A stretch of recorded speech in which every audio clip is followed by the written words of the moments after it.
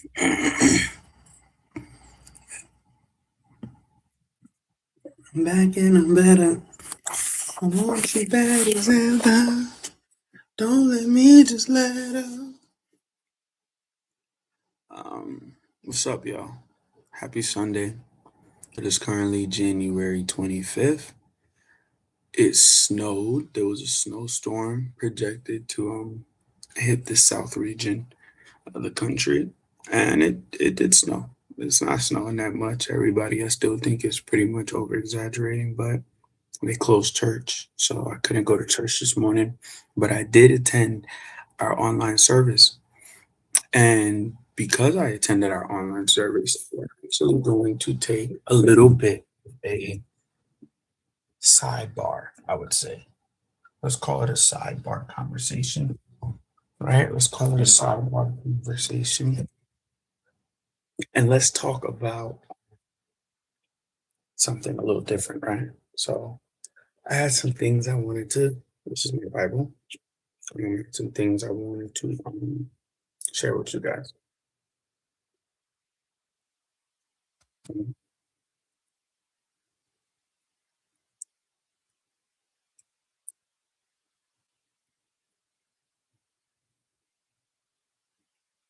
I'm going to sharing, just give me a moment while I get to my desired paper. Okay, so what I have for you guys here is, and actually, I want you guys to read along. So, um, I want you guys to read along. So, we're going to go here, here, right? And we're going to go here.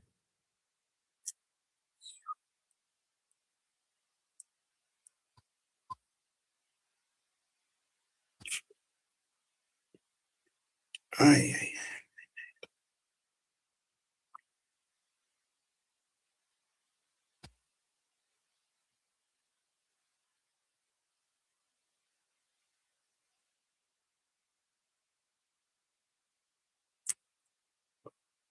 okay. So,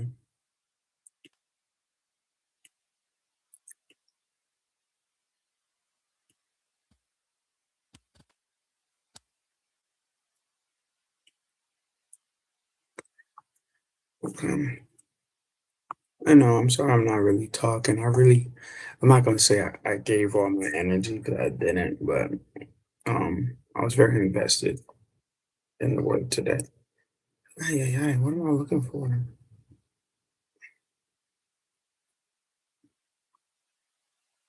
Okay, so this is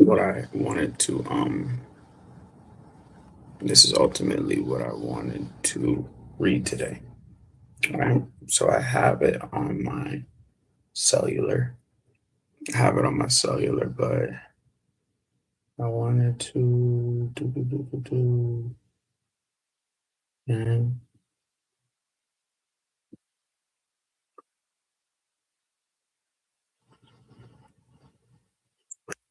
all right, so let's log in. So this is what I wanted to read to you guys today. I know a little bit off, but it's never off. It's not really off for real. Okay. So let me put my Bible away. We're just gonna read this together. I'm gonna keep my Bible for my personal studies, and I'll just keep this for you guys. Whoever you guys are, whoever comes across this, whoever might need it. Matthew 13, the parable of the sower.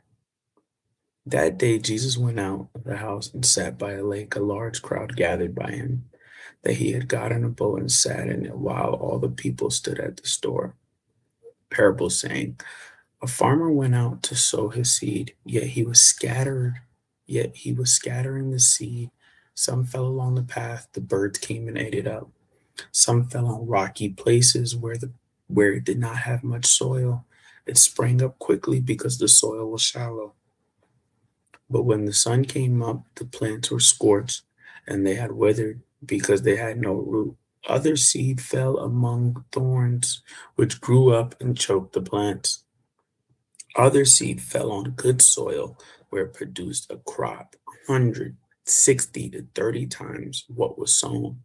Whoever has ears, let them hear. Now listen up, guys. This is this is very important. This is what we talked about, and I it is just listen. The disciples came to him and said, "Why do you speak to people in parables?" He replied, "Because knowledge of the secrets of the kingdom of heaven has been given to you, but not to them." So, these are the knowledge of the secrets of heaven have been given to you, but not to them. Whoever has will be given more, and they will have an abundance. Whoever does not have, even what they have will be taken from them. This is why I speak to them in parables. Those seeing, they do not see, though hearing, they do not hear or understand. In them is fulfilled the prophecy of Isaiah. You will be ever hearing, but never understanding. You will be ever seeing, but never perceiving. That's why the gift of discernment is so, so powerful, because it's not till you realize that it's it's truly a gift, that there are a lot of people you will ever be hearing but never understanding. You will ever be seeing but never perceive. Like, it's amazing the amount of like situations you might be in where you realize perception literally is everything. If someone just took a second to look at something from another perspective, for this people's heart have become collused, collused, collused. They hardly ever hear with their ears, but they have closed their eyes. They hardly hear with their ears, and they have closed their eyes. Otherwise, they might see with their eyes and hear with their ears, understand with their hearts, and turn, and I would heal them. But blessed are your eyes because they see, and your ears because they hear. For truly I tell you, many prophets and righteous people long to see what you see, but did not see, and to hear what you hear, but did not hear it. So for you, I truly tell you, many prophets and righteous people have longed. So think about how many people, right? And this really plays into like a big like morality thing, right? Because I used to struggle with that growing up, like where, you know, you meet people and some people think doing certain things is okay. Some people have certain opinions on certain things. Some people believe in separation and hate speech, and some people believe in, especially in today's climate, we have so much just like, you know, and if everybody had like the same morality, right? Like where it was like you can understand, you could hear people, you could heal them, and everybody wasn't so stuck in their ways, man. Oh yeah, yeah, it's so tragic. But it's the world we live in. For truly I tell you, they did not hear they do not hear it. Listen then to see what the parable of the sower means. When anyone hears a message about the kingdom and does not understand it, the evil one comes and snatches away what was sown in their heart. This is why when you read the Bible, reading with context is very important. Because a lot of times in the confusion, the enemy can come in and offer distraction, right? And it happens to me. I'm just as human as you, right? Sometimes I'm reading this and I could get like caught in my own loops. I could get, and the enemy might distract me with a notification on my phone. Like, hey, take a break. Go look at this. Go do that. Woo to woo. Discernment, understanding, faith.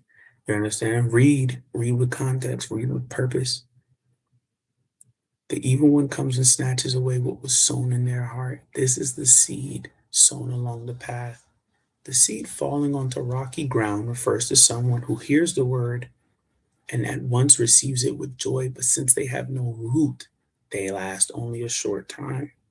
Now, this refers to the person who the people that, go to church. You may go to church, you may come across it in the street. You might be the person that just reposts and likes all the things you see related to God on your phone, right? Because when you see that quote, you're like, oh my gosh, I needed that. It just worked for me right then and there. Or you go to that service and the pastor says, exactly what you need to hear.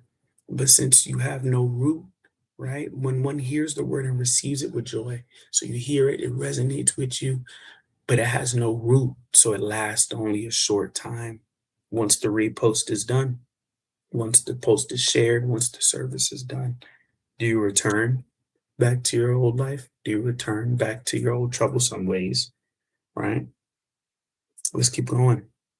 When trouble or persecution comes because of the word, they quickly fall away. So as soon as as soon as the rocky ground shakes, you feel me? You're not firm. You're not sturdy.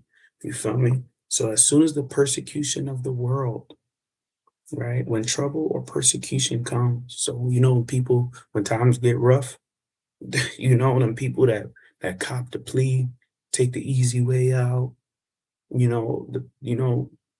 quickly fall away. The seed falling among the thorns refers to someone who hears the word but worries of this life and the deceitfulness of wealth choke the word, making it unfruitful. Now, this refers to somebody who may may even desire to live a righteous life, but the thorns, right? The seed is falling among thorns. So the thorns are going to represent adversity, right? The thorns are going to represent the things of this world that make you think you need to you need to adjust yourself, or you need to adjust your heart posture to conform to the ways of the world, right? But worries of this life and the deceitfulness of wealth. Now, one thing we know from previously, right? The Lord talks about if you buy gold, if you buy the gold that I have refined, right? If you do that, then you will know wealth. Worries, deceitfulness means a lie, right? A facade, a vision of wealth, right? Because there's a lot of things, and it doesn't always equate to money, right? Wealth can come in many forms. It can come in the form of a relationship, right? It can come in the form of wealth. It could come in the form of an addiction, right? You hear the word, but the worries of this life and the deceitfulness of wealth choke the word. So that's referring to the person who may be hurting, and they think in order for them not to hurt, they must hurt the next person, right? Where I got to take what you have because I don't have it and I'm hurting for it. So the word goes out the way because I'm in survival mode. Or whenever people they lash out, or they do, you ever hear in business how people they do bad things to other people to get ahead in the business world, right? I was once in the military. I've seen a lot of people compromise their morals, right, for the deceitfulness of wealth. You understand? Deceit, making you think that these are the things that are going to fulfill you in life, but these things do not fulfill you. They do not fulfill you. They do not fulfill you. But the seed falling on good soil refers to someone who hears the word, understands it. This is the one who produces a crop yielding 160, 30 times what they've sown. 30 times what they've sown. Like, that is like crazy, right? And I've read this before. I don't know if you read it, but just be mindful of this. You understand? Like, there will be, 1 second. Actually, let me grab my Bible.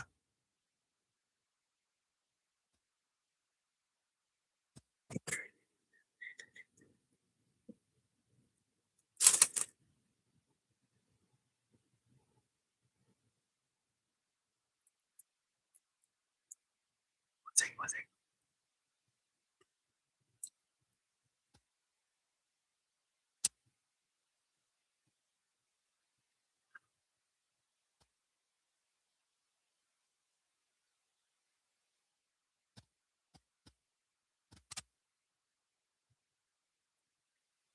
What am I looking for?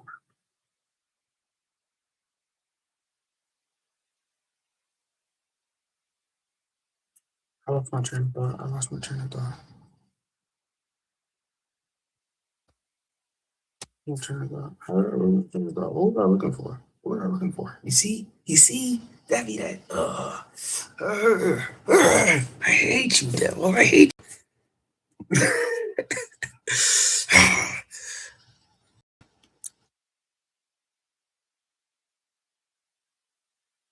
you. But let's let that sit then. You know, let's not let him win. Let's let that sit. Let's let that resonate. Right? You ever think about like in this world, like how hard it could get? All right. I think about it all the time, bro. It's like I'm telling you, life gets hard. And taking the easy way out is literally the easy way out. It's literally the easy way out. So at face value, it just seems so beneficial. And you know, it's a lesson you low key learn very early on in life, or maybe you do learn it, maybe you don't learn it. But I learned that nothing in life comes easy. Like I swear, at least nothing worth it.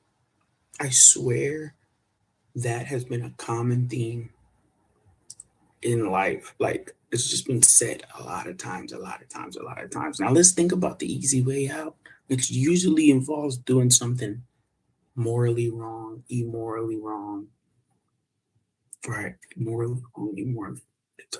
Um, something that's just like, uh, you understand? And these morals, unfortunately, I don't know if you guys remember from the Revelation, is that there's over seven churches. You understand? There's tribes, there's people from born all different places of the earth, and nobody has the same morals. You feel me? Some people think certain things are okay, and for a long time, living on this earth, I used to think like everybody like me was supposed to be like me, or everybody that looked like me was supposed to act like me, or everybody from where I'm from was supposed to be like how I was. Yeah, and this is like this idea of culture. It's that idea of culture, right? And then you understand that like culture is not necessarily like culture didn't necessarily um what is the word I'm looking for? Your culture is limiting. It's limiting.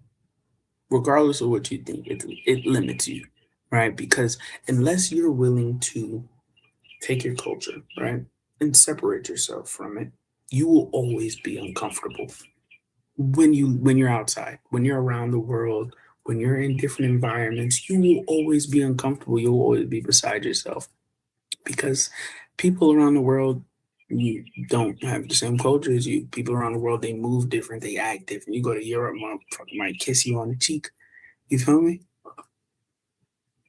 You go to the Middle East, they got three, four, five wives, and they gonna be looking at you crazy for not, right? Now you being born where you were born on this world is nobody's fault. You feel me? That's strictly by chance. So at some point there has to be some sort of human standard.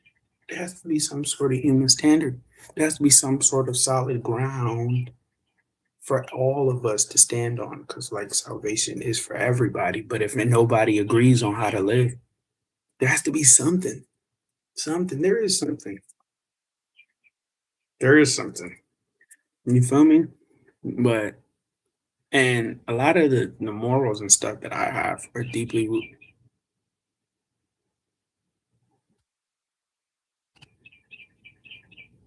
two viewed.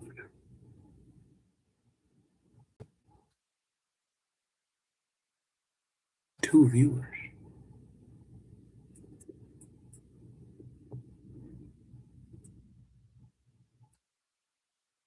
um yeah, but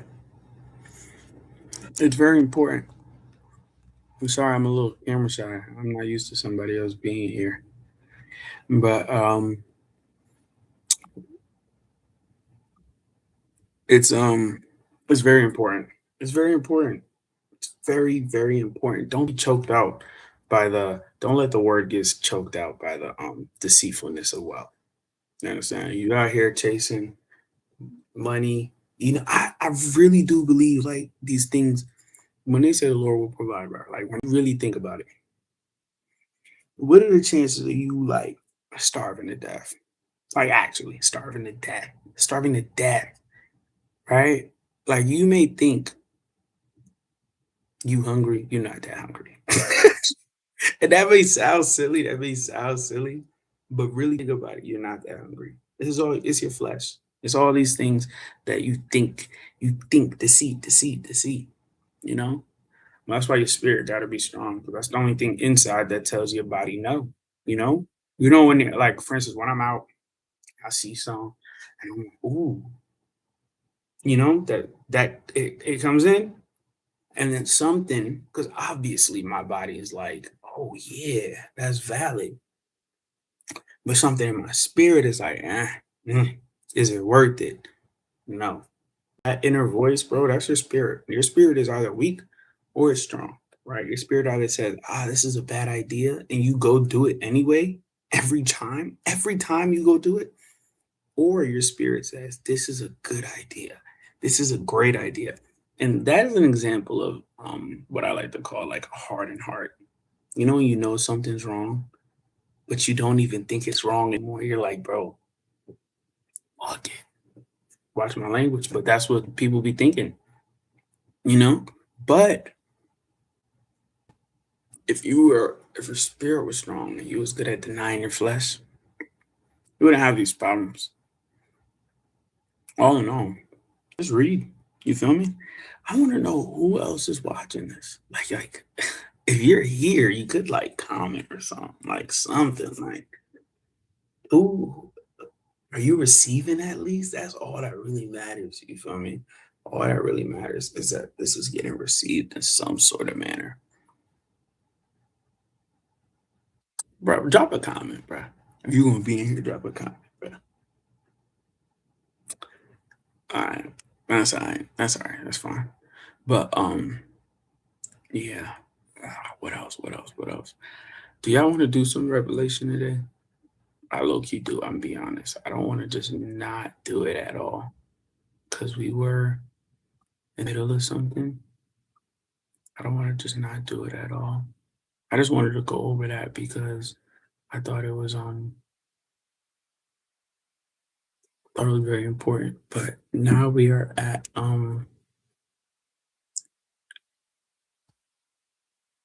now we are at the all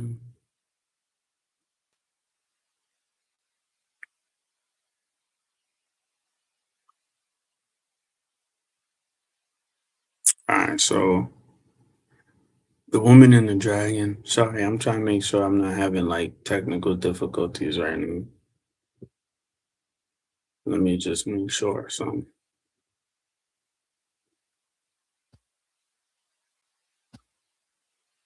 okay, I seem to look like I'm having technical difficulties.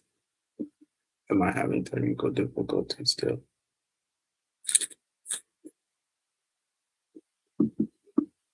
Are we back? Are we back? We're just gonna read this first part.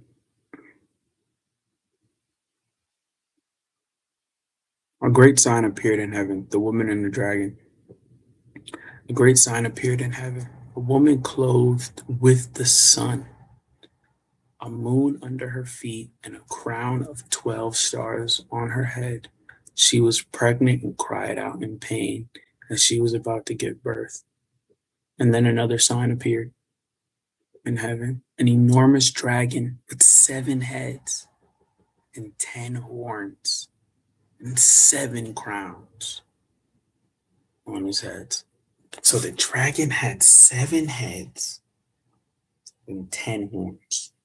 So how do you even like do the math on like the division? Like, do some dragons only have 1 horn, some had two? I'm sorry, I did not mean to do that. I was just trying to symbolize horns. Lord forgive me. Its tail swept a third of the stars out of the sky and flung them to the earth. So the dragon, right? If we're keeping the same theme, one thing I've always questioned is, right, are these descriptions, right? So whenever the time of revelation is, right, we all understand that there's a spirit world and there's our physical world, right? And we're fighting spiritual warfare. At the time of revelation, do the worlds become one? Kind of like the um the convergence, harmonic convergence for all my avatar people. A book of Revelation, is it like the physical world and the spirit world become one? Or are all of these things going to happen in the spirit world simultaneously with this world and we're not actually going to see anything? Isn't that like, that's wild, isn't it? It's wild. Huh?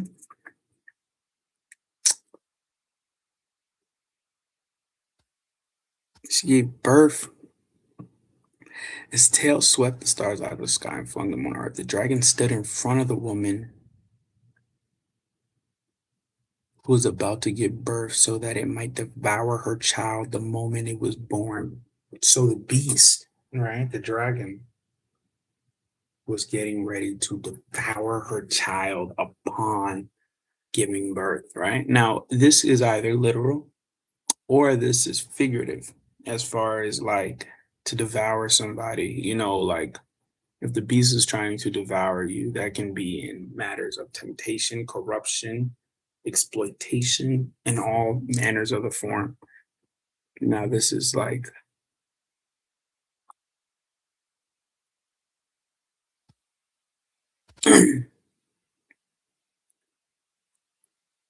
she gave birth to a son, a male child who will rule all the nations with an iron scepter. And her child was snatched up to God and to his throne. The woman fled into the wilderness to a place prepared for her by God, where she might be taken care of for 1,260 days. Very, very particular. In heaven, Michael and his angels fought against the dragon. Michael and his angels. So Michael is one of the archangels, right? Now, if we are understanding the hierarchy of the angels, the archangels are like that. You feel me? The archangel, you feel me? Michael's an archangel, and his angels against the dragon. So Michael is an angel that is leading battle. You feel me? So he's he's one of them angels. The Maki fought against the angels and the dragon. Right, fought against Michael and his angels. The angels belong to Michael. Fought against the dragon, and the dragon and his angels fought back. And the dragon has his own angels. They're demons. Demon. Angels fought back, but he was not strong enough, and they lost their place in heaven. The great dragon was hurled down. You see? And then this be the mystery. This be the mystery, though. You feel me? Because at Revelation, right? At Revelation, right? At Revelation, it low key, like some of the times when I'm reading the Bible, right? I be feeling like I'm reading a loop, like I'm reading in circles, right? And then I wonder if that's intentional or not. Like, is the end of the world also the beginning of the world? I don't know if that makes sense or if I'm like, if that idea that I'm trying to put out there makes sense, but that's what I'm trying to say. I know what I'm trying to say. It's just not necessarily like sticking properly. The great dragon was hurled down, that ancient serpent. Enough so the dragon was hurled down with his angels. That's the war that broke out in heaven. That's supposed, right? All right. Ancient serpent called the devil or Satan, who leads the whole world astray. He was hurled to the earth and his angels with him. Then I heard a loud voice in heaven say, Now, heard a loud voice and say,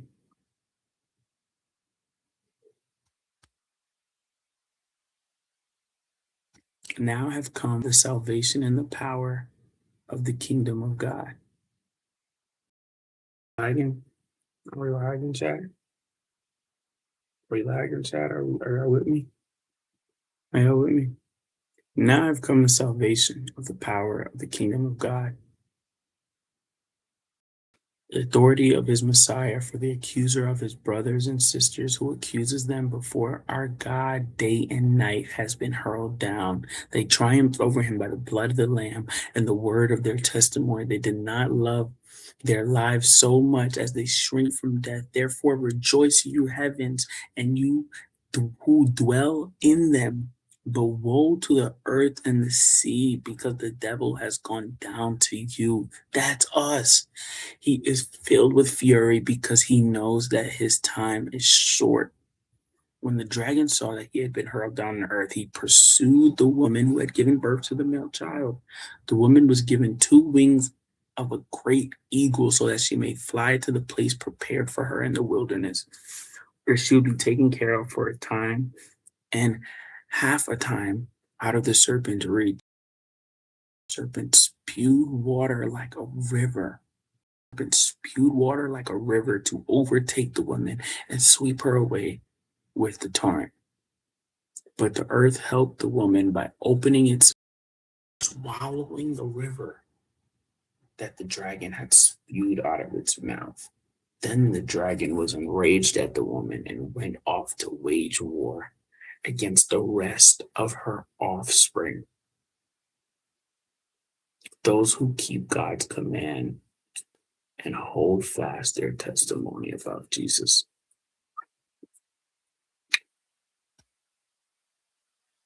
Bro, bro.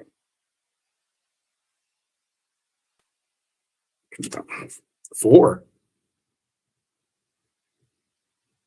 Oh, I didn't even realize there's four people in here.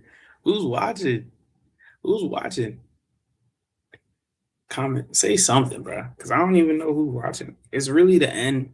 I ain't really got too much else for y'all. It's 10:41. Y'all enjoy your day.